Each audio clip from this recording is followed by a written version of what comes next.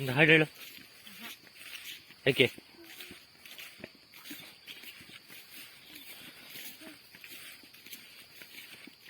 ಇಲ್ಲಿ ಬಾ, ನೀನು ಬಾ ವಿಡಿಯೋಗೆ. ಯಾಕೆ?